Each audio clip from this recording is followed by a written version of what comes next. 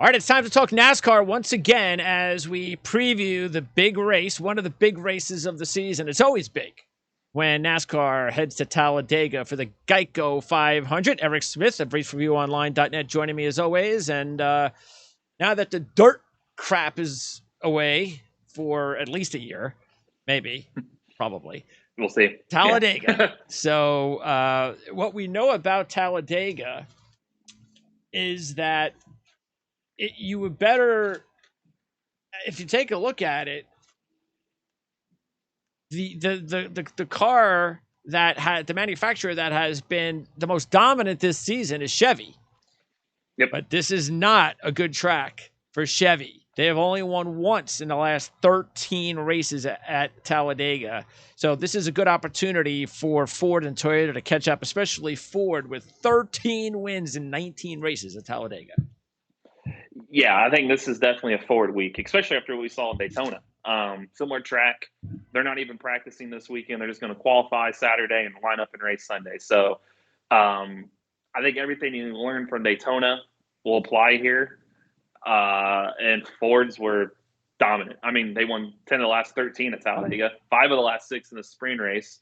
They went 1, 2, 3, 4, 5 on the speed charts in all 4 practice sessions in Daytona.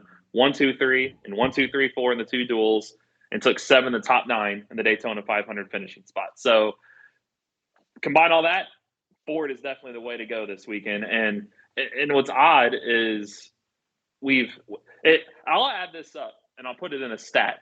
I don't have it yet in front of me, but I know we've had 8 double-digit odd winners this season, and the 9 races win.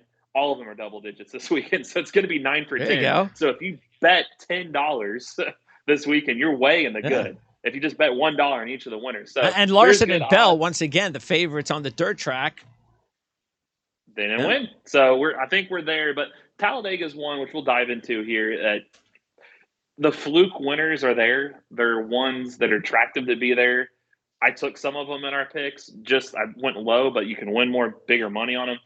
This is a race that's typically always still won by the big teams. I mean, I counted. There's only been 7 fluke winners since '95, but some of them were not really true flukes. You could say Stenhouse Jr. and Almirola are flukes, but their wins are on super speedways. They're good on these tracks. Yeah. Bubba Wallace, first career win last year. He's good on these tracks. He's been the top 2, like 4 of the last 5 super speedway races. Then you get Keselowski, Logano, Blaney, Hamlin, Earnhardt, Elliott. Those are your other winners. So you get the big name winners. So, yes, it looks attractive to say, oh, those are the sexy picks. Look, I can get Corey LaJoie for 100 to 1. Is he going to win? Probably not. Odds show it. But you still might want to throw a couple dollars his way, because if he does win, this is the only track he can win. Yeah. So if you're ever going to put money on these guys, this is the type of track to do it. Yeah, 8 of the last 9 winners have come from Penske, Hendrick, Gibbs, or Stewart-Haas on this track. So there you go. While it's still a wild card, the big teams still find a way to win. Now, and this is a strange stat. There have been no wins outside the top 20 since Denny Hamlin started 34th in 2014. That's, you would think, well, Talladega, who cares? I mean, you can go from 30th to 1st. But once again, you have to have speed here. You still have to have a good car, which is, again, your point. Yes, exactly. And I think even more so this year, because I remember in Daytona, all the drivers kept talking about it's going to look like an old Daytona race. Handling's key. This car is very treacherous in the draft. It's going to be that way again on Sunday. It's going to be a handling race. That it's going to be maybe some guys getting sketchy. Maybe it's going to look like Daytona, like in February and a lot of the past. I think you're going to see it a little more sketchier. So starting position is going to matter. It was harder, if you remember, at Daytona for guys to come through. It seemed like the guys up front, the Fords teamed up, the Toyotas tried to team up, and that was it. The Chevys were just kind of there. So I expect a very similar race. It's going to be hard to pass still. You're going to have, which it should be at Talladega. I want to see a group, but I want it to be guys slipping and sliding around to make it even more fun. Yeah. So I think you're going to see that. And Ford seems to have the power and the handling here. So I think you're very wise to find 4 drivers this week. We have agreed on 4 drivers. And since TJ got his picks in late, you have not seen my picks yet. I've not yet. So you don't know what we've all agreed on. Who do you think are the 4 we've all agreed on? Blaney. Correct. Logano. Correct. Hold on. I did. I'm actually gonna. CJ's. I'm gonna. There's only one more contender in the mix, and there's a long shot. The long shot. I'm going to say. I'm trying to think of who I picked to know who. Did CJ go with Eric Jones? Yes. Is Eric Jones the long shot? Okay. And then the contender. So we got Blaney Logano. I don't think I went Hamlin this week, did I? No. Nobody went with Denny Hamlin this week. As crazy as that sounds. Say Bubba Wallace. No, you didn't go Bubba. No, I didn't. Almirola or Byron. I'm gonna say Almirola or Byron would be the other. Byron. Okay. 18-1, William Byron. So those are the 4 drivers we're all agreed on. And yeah, Blaney and Logano, no brainers this week because they've performed very well here recent past. They're Fords. They're having good seasons. So it's just a no-brainer, I think. Even though they're both the top 2 drivers, you're still getting 12 and 10-1 respectively. Yeah, I mean, Blaney's won 2 of the last 5 super speedway races, and he's got 4 straight top 10. I'm sorry, 2 straight top 5. 2 of the last 5 at Talladega. He also won at Daytona last year, so he's got 3 super speedway wins in the last couple of years. 2 straight top 5s on the season, 4 straight top 10s. Logano's got 2 straight top 3 finishes, and you get them for 10-1 and 12-1 right now. Yeah. So second and third in the point standings. Yeah, and that's why they're the favorites. But the odds, I honestly thought coming to this week they'd probably be 7-1, 8-1 range. Sure. But for 10 and 12, that's because they're not like if Larson was really good at this track, he'd be 6-1, 5-1 even, or even Elliott.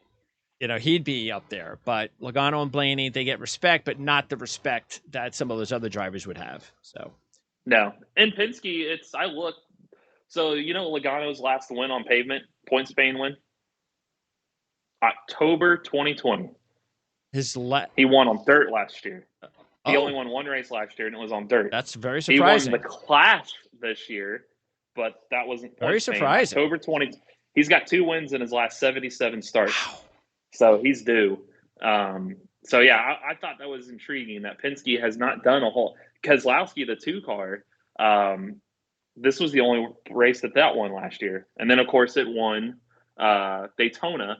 But I think the 2 cars' last win was back in 2020 on a non-super speedway too. Yeah, and that's the good point there. That's Cindric winning, with the 2 car, and that was obviously a big shock. But you got to know what he's driving, and that made a little bit more sense. Which also means that even though Brett Keselowski is the defending champ at 14-1 this week, and he has 6 wins at the track, he was first and second last year, even though he only led 1 lap in his win last year in this race. Which is kind of what Keselowski does. The fact is that he's now, even though he's a Ford, he's got a different team. Not Penske. Yep.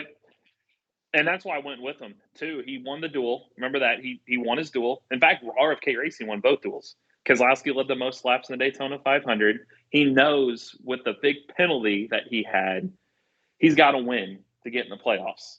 Well, here you go. This is one of the few shots. RFK Racing's last wins was 2017. At Daytona and Talladega. Oh, okay. So, and you get him at 14-1. I thought that's why I took him. I thought that was a steal. I mean, CJ is the only one that did not take Keselowski.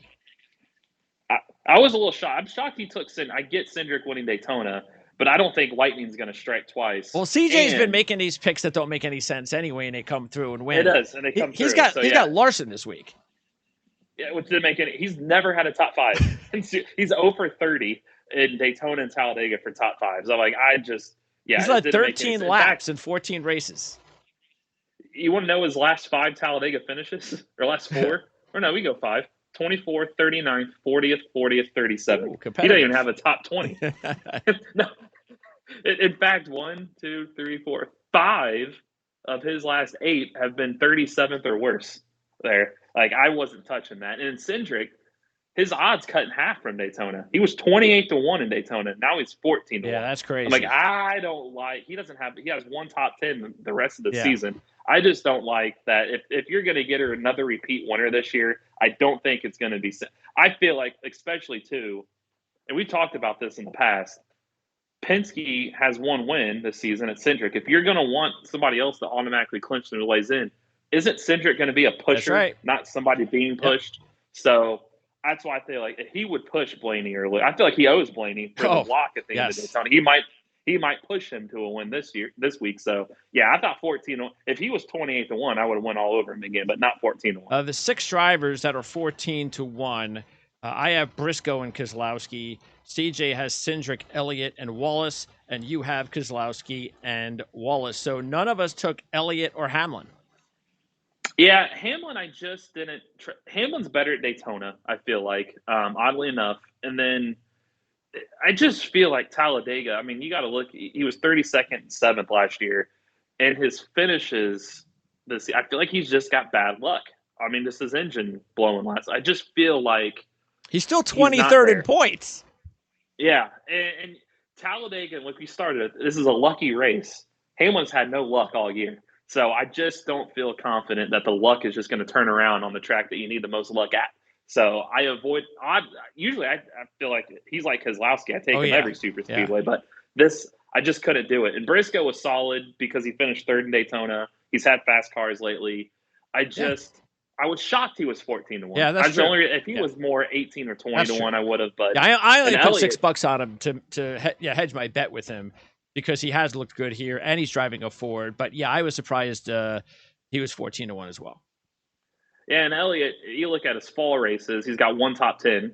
And then his spring races, 3 of his last 5 have been 24th or worse. Granted, he won in that span, but I just didn't trust him at 14-1 either. How about Elliott and non-road course wins? He has not won a non-road course race since 2020. Again, I just don't see it happening this weekend either. It just doesn't make sense. The points leader right now, Chase Elliott, without a win. Actually, the funny part is what the top 3 drivers in the point standings do not have a win. Stage points. Yep, they're all. I wrote about that this week, and then I also have here coming out on my cover stuff. Hendrick, out of the last 21 Talladega races, they've only won twice. Wow. There. So I don't. Well, again, there you go. Chevy. Chevy. I don't know why a 3rd would magically happen all of a sudden this weekend when Ford's been. And the funny thing is, look, we all took Byron.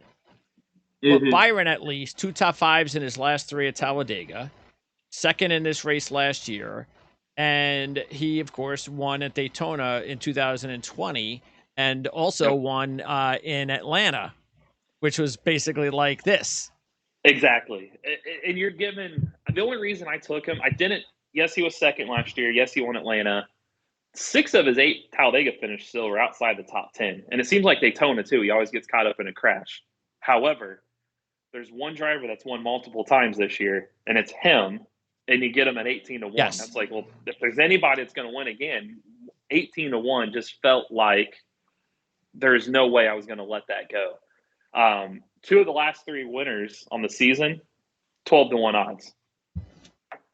Logano's 12-1. Oh. And he's the guy that's Karma. So okay. I thought Karma too. That's why I went a little heavier on him too. So I feel the winner's probably in that bunch right there. Out of the 10-1 to 18-1. I feel like the winner is in there. Well, it's just which one is. Well, there are 3 drivers at 16-1. One of those is Larson, so that's why we completely threw him out. But Kyle Busch and Harvick. Look, Kyle Busch, no top 5s in his last 9 at Talladega, leading only 31 laps during that time. He only has 1 win, by the way, in 33 races at Talladega. Yep. And he won last week, even though he stole the win, but still having him win 2 in a row. Harvick, though, he's driving a Ford. He's very good at Daytona, better at Daytona than he is at Talladega. But he was pretty good here last year. He had a couple of decent runs last year. And I don't know. I just get a feeling after what's happened the last couple of weeks, this might be a good week for him. I do too, and he's changed his approach, the speedway race, and that's why I like the Stewart-Haas guys. And I'll have that. I had that on my preview too, and for covers. Live betting's key in this because, as we talked about last week, the drivers that dominate early don't win. It happened again on Sunday at Bristol. That Stewart-Haas is going to ride in the back. That's why they were all there at the end of the Daytona 500. They just get out of the way. Like, hey, you know what? It's not won early. Let's punt stage points. Let's win the race in the end. Harvick used to be up there mixing up and always get caught up in wrecks. That's why he's only had 2 top 5s in his last 20 at Talladega. However, last year he changed his approach. He was 4th and 8th in the 2 Talladega races last year. If you remember right in Daytona, he was in the back most of the day, riding around. At the end, there he was. Harvick had a shot to win the Daytona 500. He just got caught up in that Larson crash.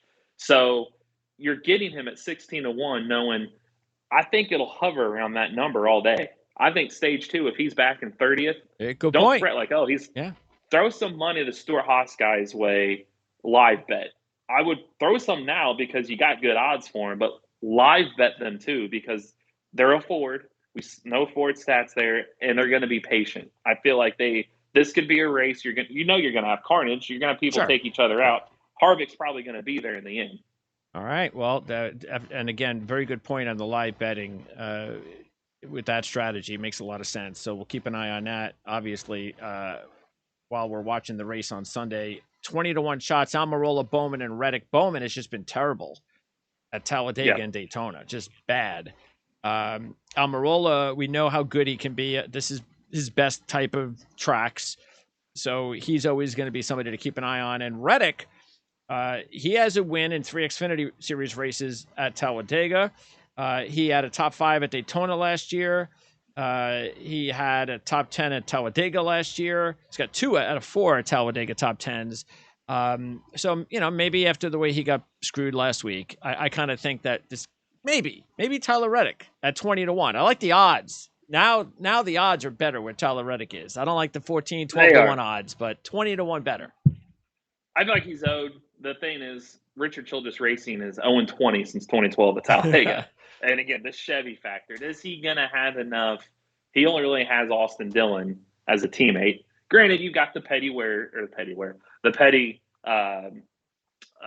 GMS guys, Suedo teammates, but is that enough to counter? How many of those guys are going to be left to get caught up in something? So I laid him this week, just the 0-20 and he's 20-1 odds. It's just like the numbers don't jive with me for this week for him, but we'll see at Dover coming up next week. 25-1. You got Bell, Buescher, Chastain, and Kurt Busch. And Buescher, for me, I figured why not? He's a Ford. It's Keselowski's teammate. I'll put a couple of bucks on him. And I also did the same with Kurt Busch because even though he's never won at Talladega, and he's a good fantasy play this week, 22 top 10s in 42 races at Talladega. That's hard to do. And he's a Toyota guy, so there's not a lot of them. So I feel like Toyota and the Stewart-Haas guys, I feel like they're probably best riding in the back. Let the other Fords and Chevy guys just take each other out. So you got strength in numbers in the end. You're not going to have strength in numbers early. So Kurt, yes, I think he'll be patient enough to be there. And plus, he's Bubba's teammate. And we saw what Bubba did last year. So I feel like those two would hook up. And Buescher, I'm shocked he was still at 25-1. And he's good on super speedways. He's always been. Yeah. And that 17 cars, last 2 wins were on super speedways. He won a duel in Daytona. So, and you get him for 25-1. You're almost double the odds of what Keselowski had his teammate. So I thought that was a no-brainer. You've got to take Buescher this week for 25-1. Just free money just sitting there if he does win. 30-1, Dylan McDowell and Stenhouse. Stenhouse is the most intriguing because he's got wins at both Daytona and Talladega. Yeah, he's just one that seems like every year we talk about, is he going to fight? This is the time. It's Stenhouse. It's a super speedway. And he's always there. And then he gets caught up in a wreck. And he usually starts it. He does. And remember Daytona, he was a little more patient. He was there. He was leading. Remember, he was leading coming that restart. And he wrecked. So 30-1 was a no-brainer. McDowell was first and second in his first 2 super speedway starts last year. He's 30-1. So they're a little more intriguing at those picks. Will they win? Trends say probably not, but if they do hit, you get them at 30-1. So it's worth sprinkling a little bit there. And by the way, Truex is also 30-1, but he's another forget it. He just does not perform well at these racetracks. So no, he's got like 3. I think it's 1 top 5. I've got him right here. 1 top 5 finish at Talladega since 2007. Wow. So him and Larson, Busch, I would avoid altogether. I wouldn't even look at them this year or this weekend. They're just not even worth it. And as far as the other big long shots, again, we all have Jones. who has 3 top 10s in his last 4, including 2 top 5s and a runner-up. This is at Talladega. He's got a win at Daytona. And the other driver that you and I put money on together, Ty Dillon. Ty Dillon has 12th and 3rd last year, 8 top 20s in 8 Talladega races. Now, how hard is that? He's never wrecked at Talladega. And he also has 3 top 10s in his last 6 at Daytona. So Ty Dillon at 90-1 to me was definitely he's to me, I think he's actually the best long shot of the bunch because he's always around. He doesn't wreck. I did. No. And him, if you remember, him and Jones were there up front in the lead group at the end of Daytona. They just got caught up in that big one with Larson so they were there. If luck somehow finds their side, and it's been a wild season, yeah, those two are 71 and 91 are your 2 best values right there because they could easily win this race. So plus we almost had a 4th first-time winner last week. Maybe we get it this week with Ty Dillon. Maybe. 91. Could be. All right, so we want to remind everybody to check out racereviewonline.net. That's where you can check out all of our picks and our standings, and CJ's kicking our butt right now. So he's the only one in the plus column. So, and then, of course, our fantasy standings, you can check that out. Even though CJ's Kyle Busch screwed me at the end, I still got him in points this week. Just imagine if I would have won the race. Yeah. And you got the lead back now. So, yeah, you were there. You would have had 1, too, and then it went from 2 to 22. Yeah. It was close. Yeah. So, anyway, we've got that. We've got our futures as well at racereviewonline.net. So, check that out. By the way, if we want to let you know, whatever you think about the show, comments, questions, just check out the bottom, obviously, of the page and fill out any questions or comments that you have for us. Let us know if you like the show, like the videos, please subscribe to our channel. That's always very important because we're about 80 to go for 1,000. So we're getting close to the 1,000 mark. So we're real excited about that, and hopefully we'll get there real soon. I think we'll get there. I'm hoping to get there by the end of the month because the NFL draft is at the end of the month. So I'm keeping my and should help. Yep. We've got the Kentucky Derby the first week of May, the Derby and the 500 and the Indianapolis 500. I know for sure we'll be over 1,000 by mid-May, the latest. When is the Indianapolis 500? May 29th, the Memorial Day weekend. So I'd say by Memorial Day weekend we'll definitely be there. Because you're going to be covering both races at Indianapolis for 2 weeks. You're going to be on location, and you're going to be on location potentially, weather permitting, the next couple of days. Yep, I'll be there. I'm still going, but I don't know how much cars I'm going to see. The weather is decent. There's rain coming in here late tomorrow night and then early Thursday morning. The high tomorrow is 61. Sounds great. 61 you can run. The kicker is up until like noon, 1 o'clock, it's still going to be in the 40s here. That's not quite warm enough to run because ambient plus track temp has to equal 100 degrees for the tires to optimally run here. So if it's in the 40s, I mean, the track temp's probably in the 50s, 60s. Firestone said we prefer both of them to be above the 50 degree now. So we want ambient 50 or above. Track temp will then naturally go 50 or above. So how much running we see tomorrow remains to be seen. As the day goes on, you can probably get some in. And then Thursday is supposed to be all day, all skate, all 32 drivers from like 11 to 4, 10 to 4. There's a chance of rain in the morning. And then it's going to get up to the 70s and then 80s. So it's just crazy. They'll figure it out. It's just hard to know the schedule we don't know when we'll be running. But Peacock will have it. We'll be out there. We'll use some videos and stuff like that. The odds are out. So yeah, you're going to do anything like a very early take a look at these drivers and the odds before they may change based on these practice sessions? Probably. I don't know if I'll do one because I don't think this test will prove a lot, but I don't think Vegas will change the numbers a whole lot based off this test because it's not publicized a lot. So I do think after that, I'm going to look at what they are before, and I'm going to look at them what they are after the test, and then do my post. Yes, I'll do one like comparing because it's just hard to tell the bet on it right now because you don't know what people have. Too early. Honda and Chevy always make gains in the offseason. Like it's usually where you would think one team, like using stick and ball sports, they get their butt kicked by another team. Like let's use NBA playoffs as an example. You play game 1, you show up to game 2. and you might run one way, but you make adjustments to game 3. Like, okay, if you're the one doing the ass kicking, there's not a whole lot you can change, but the other team's going to change. So with Honda and Chevy, with 2 manufacturers, they usually change each year. Well, all right, we did good. Well, what do we change? Or the other one, like, well, we need a counter. Like, we know that we're off in these areas. Let's fix it. So usually they rise. It's usually every other year. Last year was pretty even between the two. So it's hard to tell until they get on track. That's why I get it. Some of these guys that maybe Chevy's got the preferred package this year and Honda doesn't. So you don't want to make a bet before and then all of a sudden, like, well, some of these odds are in my favor and I made bets on them. They suck. So that's where this test is really beneficial because you can see 2 days worth what you're going to bring back. So there's no like really, really good long shot like Marco Andretti at 30-1 that you usually go, you know what? Maybe because if he qualifies really well, practices really well, then he's going to go all the way down to 10-1.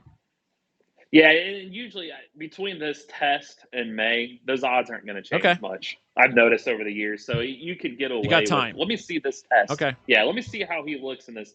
Because last year, the Andretti guys didn't look great in the test, and they weren't great in May. That's true. So you're going to know, based off this test, a little bit of, okay, do we have more work to do, or these guys look good? These are the guys I want to go with. So, yeah, you're going to know a little bit more from it. It's a glorified practice is basically what this is.